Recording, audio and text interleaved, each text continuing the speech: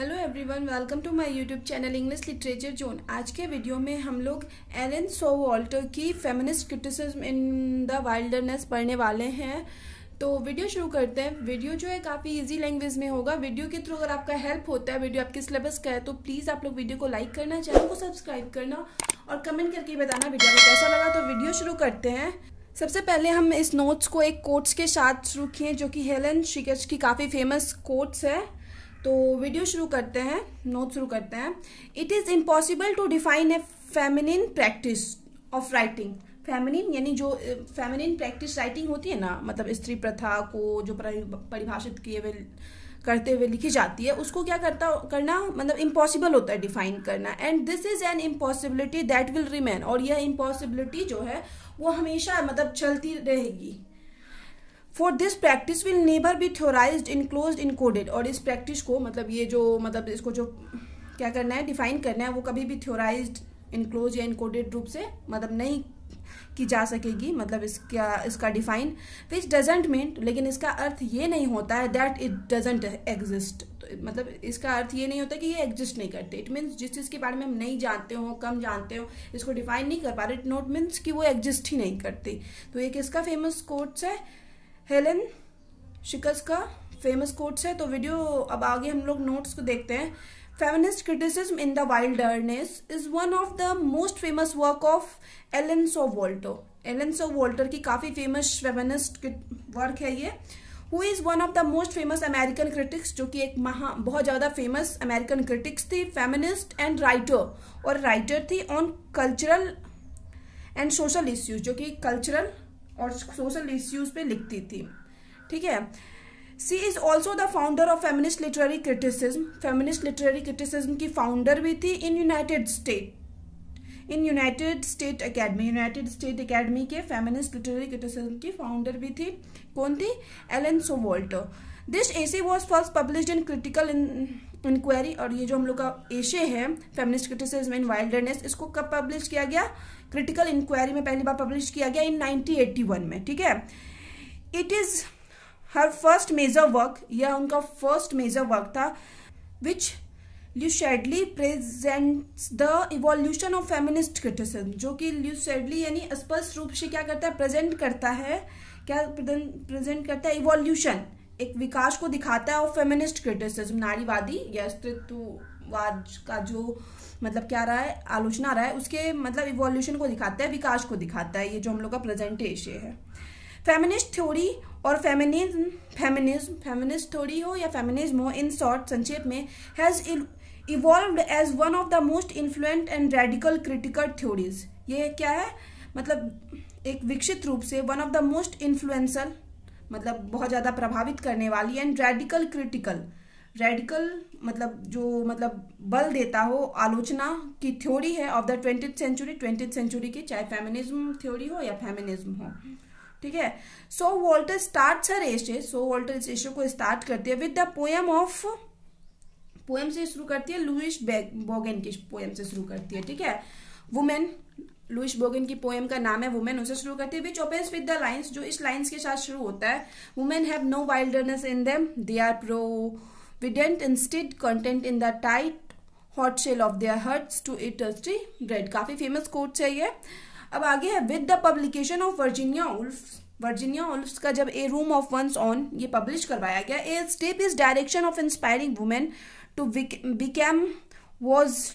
Become writer was taken. ठीक है। तो जब जैसे ही पब्लिश करवाया गया वर्जीनिया वुल्फ का ए रूम ऑफ वंस ऑन, तो इसी के साथ क्या माना गया ना कि वुमेन एज ए राइटर जो है बनने के लिए ना एक कदम उठाई है, मतलब आगे बढ़ी है अपने फील्ड में, अपने एरिया में, women as a writer. In the very first paragraph, very मतलब शुरू के पैराग्राफ में ऑफ द एसे, इस मतलब वर्जीनिया वुल्फ के ए रूम्स ऑफ वंस ऑन में, वुल्फ एम्फैटिकली रिमार्क्स, वुल्फ जो है बलात्मक तरीके से या इस पर थोड़ा सा प्रेशर डालते हुए ये कहती है कि ए वुमेन मस्ट हैव मनी, कि एक औरत जो होती है उसके पास पैसा होना चाहिए, एंड ए रूम, और एक रूम होना चाहिए ऑफ हर ऑन, खुद का, if she is to write fiction, अगर वो क्या करती है, फिक्शन राइट करती है, उपन्यास लिखती है। फिर आगे उल्फ थिंग्स, उल्फ सोचती है, फिर से एक हम लाइन यूज किए हुए, a women's writing is always feminine, a women का राइटिंग टोन ऑलवेज हमेशा फेमिनिन होता है. It can not help being feminine at its best. It is most feminine and the only difficulty lies in defining what we mean to be feminine. तो मतलब ये फिर से एक लाइन है, कोट्स है, जो कि वर्जीनिया वुल्फ से रिलेटेड है. फिर आगे है feminist criticism hard to define. Feminist criticism जो होती है उसको डिफाइन करना हार्ड होता है.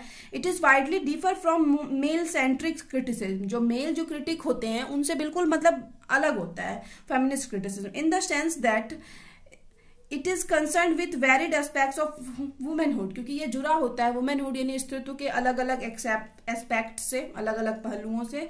एलन कहती है that कि feminist critics also have to face the problem like feminist writer, female writer की तरह ही feminist criticism को भी क्या करना होता है, करना पड़ा, प्रॉब्लम फेस करना पड़ा. अर्लियर शुरू के दिनों में क्या हुआ, there was no equality in male female. सबको पता है कि अर्ली शुरुआत में जो है मेल फीमेल में इक्वालिटी नहीं थी. So she could not write anything with her openness. इसलिए कोई भी वुमेन जो है अपने ओपननेस के साथ मतलब जो चाहती थी वो नहीं लिख पाती. सिमिलरली सेम उसी तरह से टू द सेम प्रॉब्लम, मतलब same problem feminism critics are, और सेम प्रॉब्लम जो है फेमिनिज्म क्रिटिक्स को भी झेलना पड़ा. फिर आगे अकॉर्डिंग टू ऑथर के अकॉर्डिंग, लेखिका के अनुसार, the theoretical framework is not available for feminist criticism.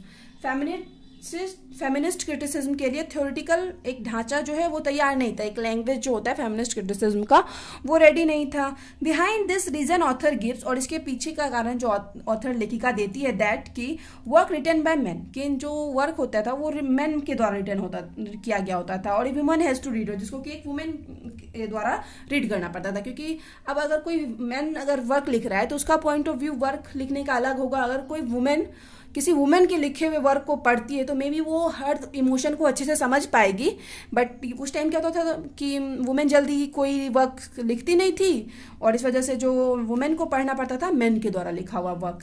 This is called feminist criticism, मतलब इसे फेमिनिस्ट क्रिटिसिज्म कहा जाता है ऑफ वुमेन का एज ए रीडर, एक रीडर के रूप में. And on the same vein, मतलब जब सेम तरीके से क्या होता है, वर्क रिटन बाय वुमेन, कि work written by women, interpret by women, it should be done, और इसकी व्याख्या भी किसी वुमेन के द्वारा की गई हो. It's text study should be done, इसका टेक्स्ट स्टडी भी किया गया जाता हो वुमेन के द्वारा. Then it's criticism should be done, इसका क्रिटिसिज्म आलोचना भी की जाती हो वर्क की.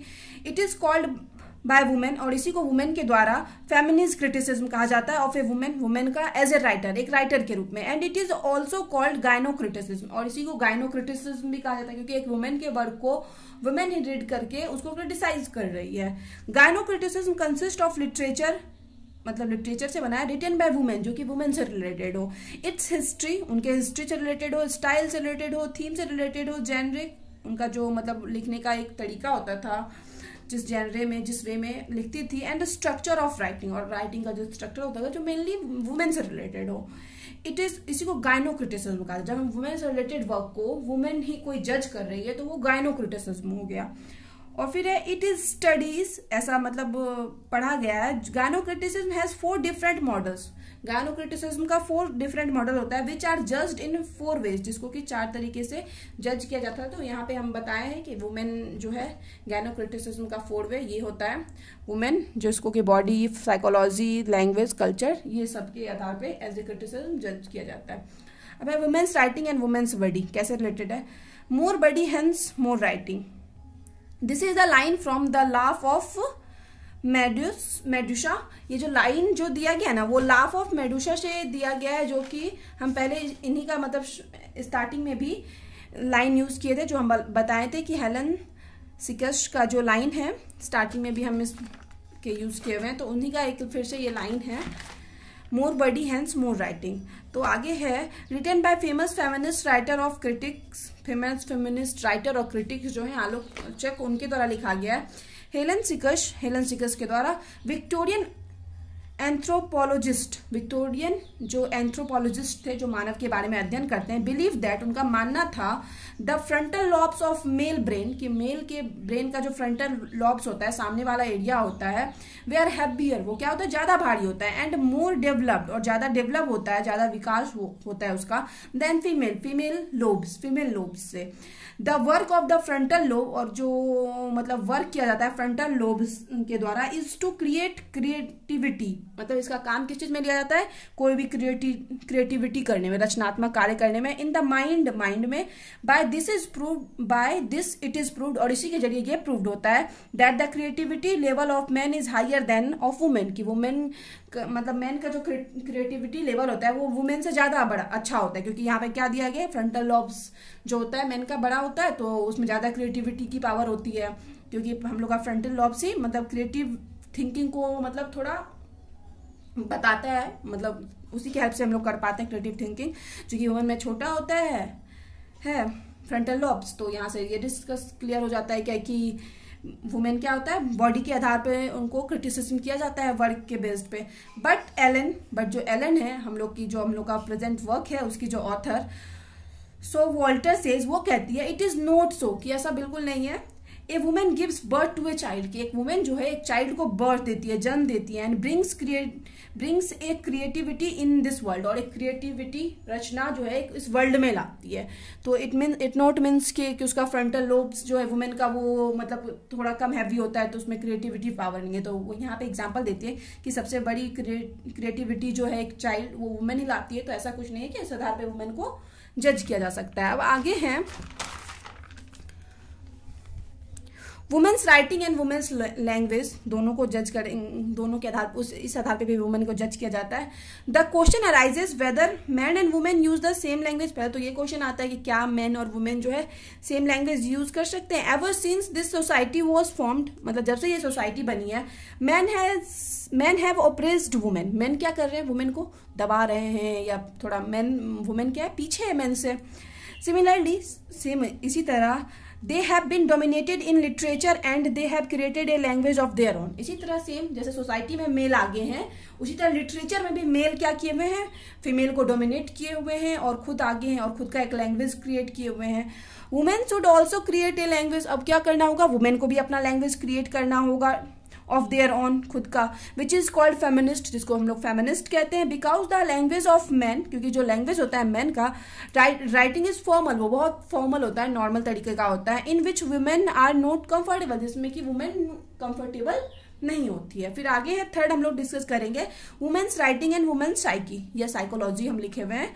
इन द स्टडीज में मतलब पता चला है that have already been done, मतलब ये कंफर्म कर दिया गया है, इट इज बिलीव्ड, ऐसा माना जाता है, that the creative capacity of males is more than women, ठीक है, वुमेन को जज किया जा रहा है, तो यहाँ बताया जा रहा है कि क्रिएटिव कैपेसिटी जो होती है ना मेल में, वुमेन से ज्यादा होती है। एंड बिकॉज ऑफ दिस, और इसी कारण this women are inferior, women क्या है, थोड़ा मतलब नीचे है, थोड़ा निम्न है, थोड़ा मेल से पीछे है, एज कंपेयर टू मेल्स से जब उनका हम कंपेयर करते हैं। But some critics trying to develop a new principle of feminism psychoanalysis, लेकिन जो कुछ क्रिटिक्स हैं वो फेमिनिज्म मतलब स्त्रीत्व जो है नारीवाद से related, psycho analysis it means मनोवैज्ञानिक विश्लेषण, वो मतलब ला रहे हैं वैसा कि जिससे मतलब दोनों का क्या हो सके, ऐसा ना हो कि क्रिएटिविटी कम हो सके, तो उस चीज का अध्ययन कर रहे हैं कुछ क्रिटिक्स और उसके बारे में कुछ प्रिंसिपल ला रहे हैं नियम। अब है women's creative and women's culture, इसके बारे में पढ़ेंगे। फिर आगे है कल्चर डिटरमाइंस द नेचर, किसी का भी कल्चर क्या करता है, उसका नेचर डिटरमाइन निश्चित करता है। And character of writing by women, और वुमेन के द्वारा राइटिंग किया गया कैरेक्टर को भी डिफाइन करता है। Language two is shaped by culture ideas, women language को किसके, कल्चर आइडियाज के द्वारा ही शेप किया जाता है, मतलब लैंग्वेज को आकार मिलती है कल्चरल आइडिया के थ्रू। आगे women writers differs culturally, racially और nationally and historically, women writers क्या होती है, अलग होती है कल्चरली, नेशनली और हिस्टोरिकली और रेशियली, मतलब सांस्कृतिक रूप से, नस्लीय रूप से, राष्ट्रीय रूप से, ऐतिहासिक रूप से ये अलग होती है, भिन्न होती है। ऑल दिस फैक्टर्स, और यही सब जो कारण है, इन्फ्लुएंसेस लिटरेचर बाय वुमेन, और यही सब कारण है जो लिटरेचर जो है वुमेन के द्वारा उसको इन्फ्लुएंस करती है, प्रभावित करती है। दस इस प्रकार feminist criticism is wilderness, feminist criticism जो है in the wilderness is concerned with the interpretation and reinterpretation of the text of women writers. Women writers के टेक्स्ट को, लेखन को क्या करता है, इंटरप्रेट यानी व्याख्या करता है, एंड री इंटरप्रेट और पुनः व्याख्या करता है। इट इनलाइट्स अस, या क्या करता है, हम लोग को नॉलेज देता है, एंड ब्रोडेंस यानी विस्तार से नॉलेज देता है।